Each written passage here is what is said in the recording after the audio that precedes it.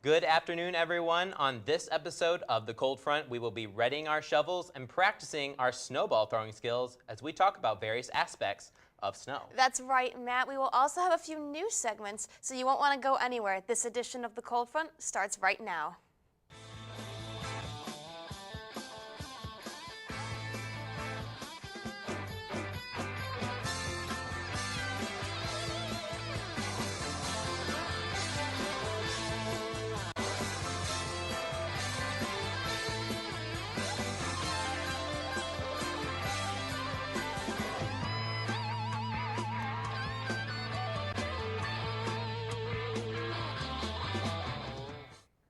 Thank you for joining us today. I'm Lynnette Grant. And filling in for Lauren, I'm Matt. Well, we have a big show for you today. Several weeks ago, we talked about winter, but we did not get the chance to dive deep into the topic. Today, we're going to focus on snow from its various types and driving tips. On top of all that, we will have some news segments in today's show, including Weather in the News, where we'll talk about how weather has impacted the news this past week, and hashtag weather, which we will be reading tweets about the weather and people's reactions to it. So that should be some fun. I'm looking forward to that a lot. It should be a good show. First, we wanted to dive into snow. Did you know that there are different types of snow? It all depends on how the snow crystals form.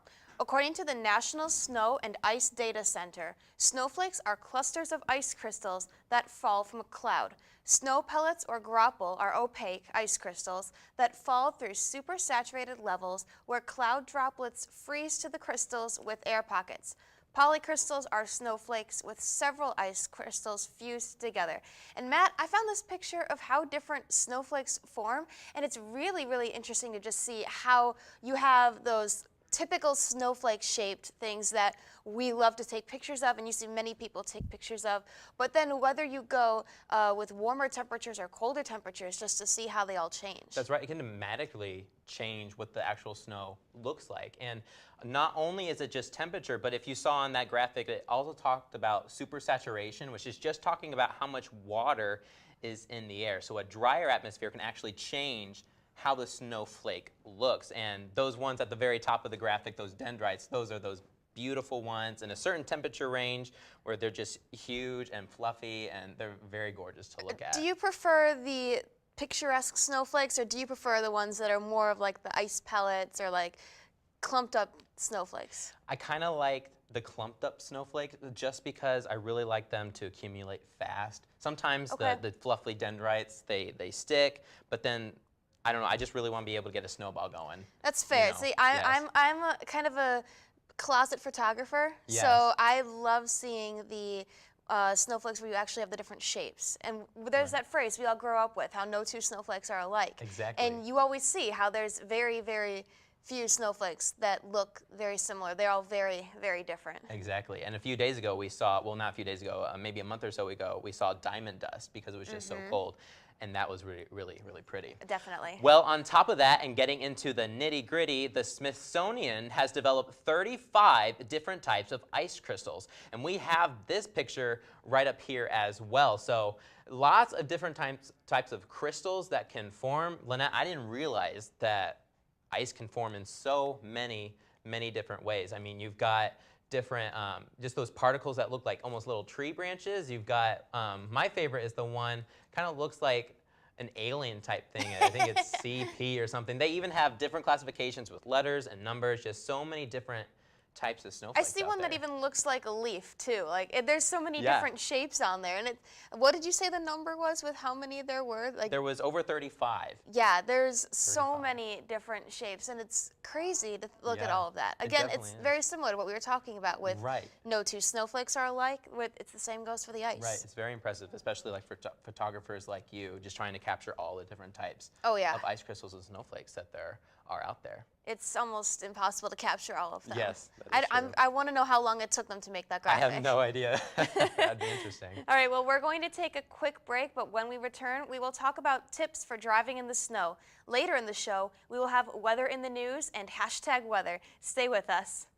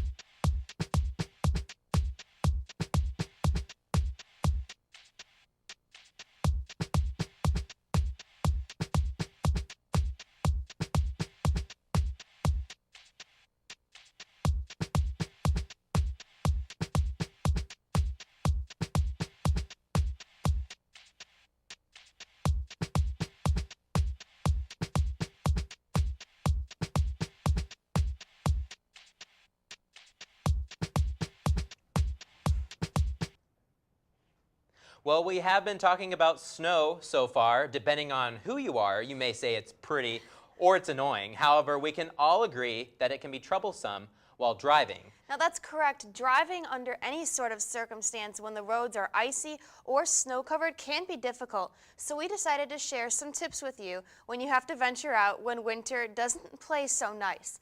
According to AAA, there are several things that you can do in the wintertime. It is always important to, number one, avoid driving while tired because you need a full attention span while driving in the snow. Number two, make sure your tires are properly inflated to their recommended pressure in order to make your wheels their most responsive. Number three, always keep your gas tank at least half full.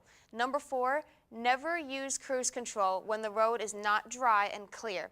And number five, do not use your parking brake in cold, rainy, or snowy weather as it could easily snap. Now, in addition to those, we also have some driving tips for snow specifically. Number one, always accelerate and decelerate slowly. When you press the gas slowly, you will have better traction. So for example, when turning off an on-ramp on an exit, if the traffic allows, try to slow down before the exit so you won't have to brake hard and possibly slide. Number two, increase your following distance to 8 or 10 seconds. Number three, do not stop while going up a hill. If possible, make sure you maintain a good speed in a level area before the hill so that your momentum will help you go up the hill. If you stop and try to accelerate while on the hill, your tires may just spin and you will slide and lose control. And if that's not enough, we have even more tips for preparing your car, even off the road. First of all, make sure you prep your phone. Make sure if you have all the numbers you need, including your roadside assistance number if you have one, and any other numbers you need. Also make sure you keep your phone charged as much as possible while driving in the winter. If your car ever becomes trapped in snow, make sure you unblock the exhaust. If you try running the car and snow and ice are blocking the exhaust, it can cause fumes to leak into the car. Also, make sure that you can keep on top of oil changes because dirty oil can lead to problems with the cold. Now, Matt, when I was reading through these, I'm like, are you going through a driver's ed book or something? Because these are all really important things that people need to learn when they're learning how to drive and then just taking even driver's ed classes. Right. Well, actually, just this past weekend, I was driving in some of the snow on the tollway.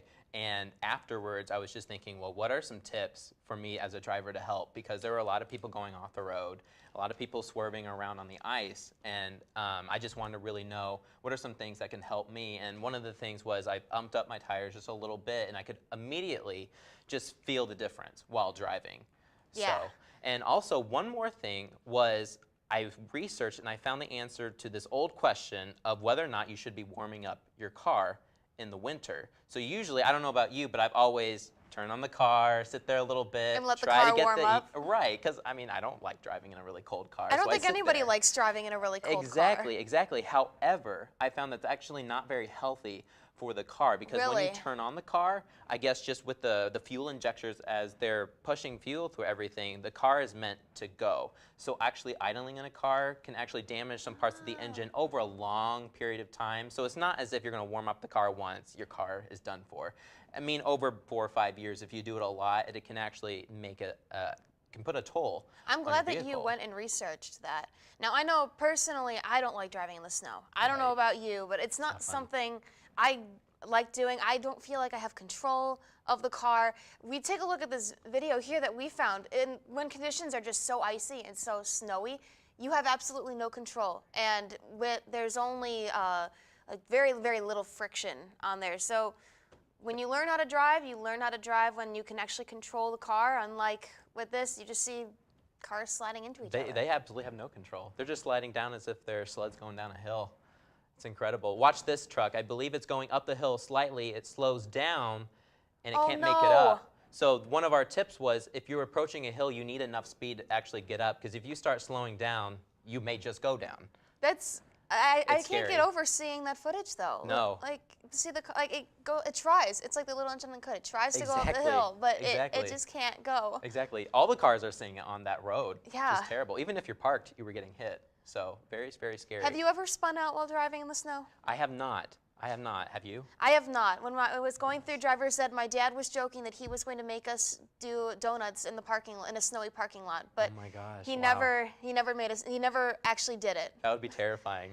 Especially for a 15-year-old learning how to drive. Right, because you don't know exactly how to control the vehicle well yet. Exactly. And then you're gonna do even- donuts over And then ice. trying to do it in the snow, it's Oh my like gosh, yeah. you can't do that. That's incredible. It's very, very difficult to do that. Yeah. So in a way I wish I learned, but at the same time it's like I'm kind of glad I didn't learn. Hopefully we never run into that situation in real life. Hopefully, or eventually we move somewhere warm where we don't have to deal with Exactly, snow. exactly. Well, when we return from our next break, we will have our news segments, Weather in the News and #weather. You are not going to want to miss it.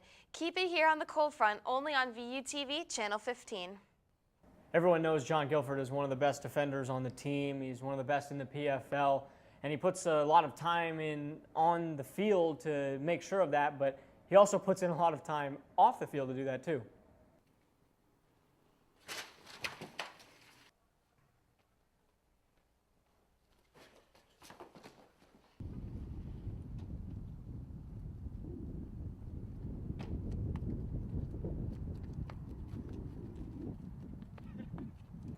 He's pretty good at what he does.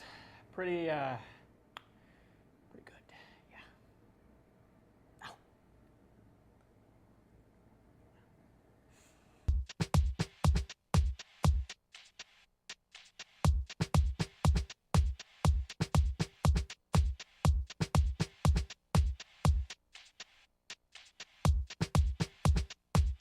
It's easy to walk into an interview feeling confident, knowing you'll make the right impression. Which one do you use? The bone crusher, a little too firm. The misfire, just utter confusion. The politician, a little too creepy. The dead fish, very awkward. The hug shaker, too much commitment. Get started right away with Handshake, only through the Career Center. Do what you love. Welcome back, everyone. This is a brand new segment we are calling Weather in the News.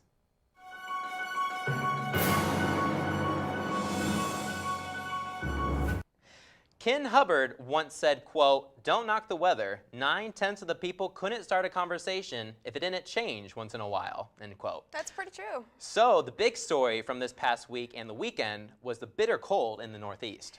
That's right, Matt. Record-breaking low temperatures gripped the eastern seaboard. An upper-level trough gripped the Northeast as an upper-level low dove southward.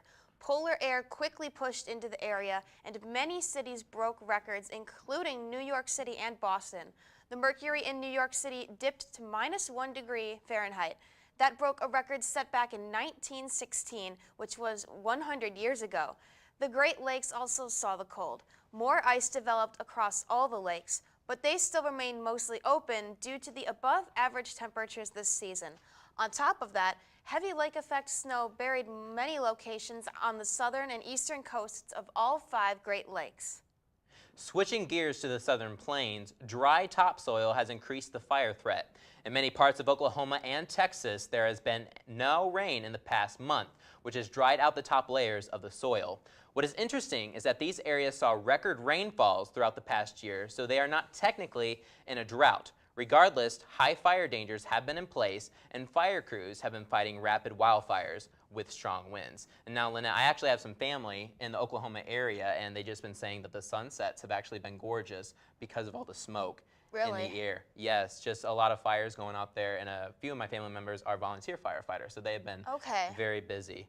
But have you talked to them about how the conditions have been? Like, are they seeing? I don't, since I don't live around there, I don't know exactly what conditions you need for fires or like fire danger, but like is it likely out there? Are they seeing it more likely? Usually the fire season, I think, is just a little bit later in the season, but since it's just been so dry this winter and the winds have been really strong across Oklahoma and Texas, if you start a fire anywhere, just it goes out of control. A few times they've been trying to do some control burns, but those have been out of control now. So those have been not helpful for the area in southeastern Oklahoma. No, I bet. I hope that everything turns out okay for them. I hope so too. Well, definitely. Well, we're going to move on to another thing off to the west coast. High pressure has allowed for above average temperatures to remain dominant.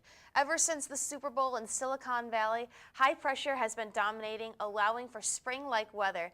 Later in the show, Matt will have our forecast for Northwest Indiana, and we're not going to hint too much, but there might be some warm weather coming up. There might be. I'm not sure. There might be warm weather somewhere in the country. Somewhere, maybe Florida, not here. Somewhere Never we'll see here, warm weather. Up next, we will have your funny weather complaints. Thanks to Twitter. You won't want to miss it. You're watching The Cold Front on VUTV Channel 15.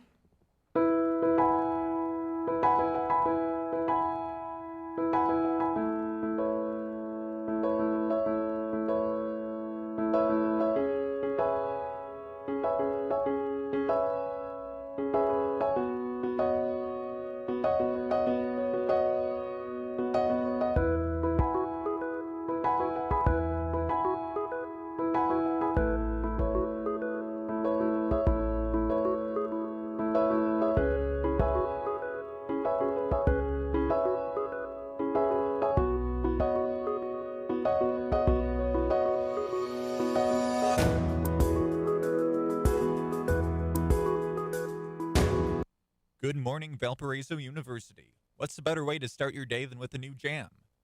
And WVUR has just what you need.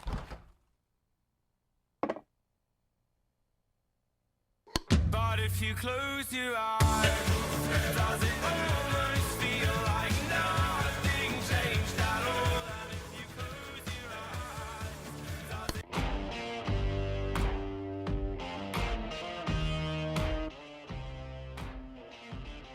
If Daniel won't change your mind, baby, right now. Broadcasting sports, news, weather, and music on air, online, and on campus.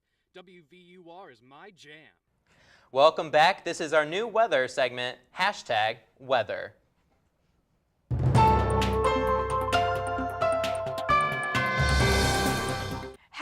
#weather is all about finding your tweets about the weather over the past few days. It's been cold and snowy, so Twitter has been pretty busy, Matt. That's right. We invite you all to use the hashtag cold front probs so we can see your weather tweets. Lynette, will you have the honor of reading the first tweet? Sure, I'll take the first one. All right, so this first one is from @DoddReagan. I think that's that right. He said, I've spent 30 minutes of my morning sitting on my bathroom floor, blow drying my skin. #I'm cold. #sorry if I'm late for work, Jerry. That's hilarious. I've never actually done I would think that. sitting on the bathroom floor, it seems cold, but okay, it's like, okay, Right. blow drying, but you have to be careful with that because blow drying actually dries out your skin. Yes. Coming from the female here, blow drying actually dries out your skin, and winter doesn't help with that anyway. No, so it's already dry. if you're gonna do that, you need to make sure to put lotion on. That's right. Otherwise, it's gonna be bad later. It will be bad. All right, the next one we've got @SamSimon22. The weather isn't that bad until the wind slaps you across the face. #I'm cold. #amen. That's right. That's right. It's terrible. That wind really will get you. I've seen comics around. It's like, the air hurts my face. Why am I living in a place where the air hurts my face? That's right. And that's Terrible place to live. A lot of times during the winter, that's what I feel like we get here. Exactly. All right, next one is from @GoWithTheFlowFlow. Interesting name. Nothing says single and independent quite like shoveling out your own car. #IHateSnow. Oh my gosh. I really want to know how much snow ended up falling there in order to have to shovel out your that much snow. It must have been just buried. It I guess. must have been. I don't want to have to imagine that. No. All right, this one is from @ABiz. I've slept with my Ugg boots for 3 nights in a row. Haha, #I'm cold. Again, with these people, #I'm cold. They're cold. They are cold. Do you know by chance did that come from the Northeast? I think it actually did because they It saw would make a lot of cold of air. sense, especially with the below normal weather they were did. seeing. All right, this one is from Raina Rabadon, she says, when 14 degrees feels hot, hashtag Midwest problems. That is so true. I can agree with that one. Yes, And especially if there's no wind and that's 14 degrees. if the wind is not there and it's just the sun, Right. we will see, like, if it's just the wind, when the wind is the problem. Yes, If it were it's the the wind. temperatures, Exactly. then the temperatures are fine, but the wind is what throws me off. Exactly. All right, here's the next one. At Hannah Caston. Of course, it would snow on this specific day reminds me even more that I don't have anyone to cuddle with. Hashtag I'm cold. Hashtag Kelly's not enough. Oh, no. I'm sorry, Kelly, but we're here for you. Apparently, Hannah Caston is not. But this must have been put on Valentine's Day. It must have been. Because it It was makes- really cold on It Valentine's was Day. really cold on especially in the Valentine's Northeast. Day. I feel bad for her. I do too. I feel really, I do really too. bad. There are Snuggies, just in case you ever need That's true. something You to can cuddle. snuggle with your Snuggie. That's right. Well, on behalf of myself, Lynnette, and the rest of our crew, thank you for watching, and we hope you will join us next time. Remember, we are on Thursdays at 4 p.m. this semester. And we want to leave you with the cold front quote of the week. Snowflakes are one of nature's most fragile things, but just look at what they can do when they stick together. Have a wonderful weekend.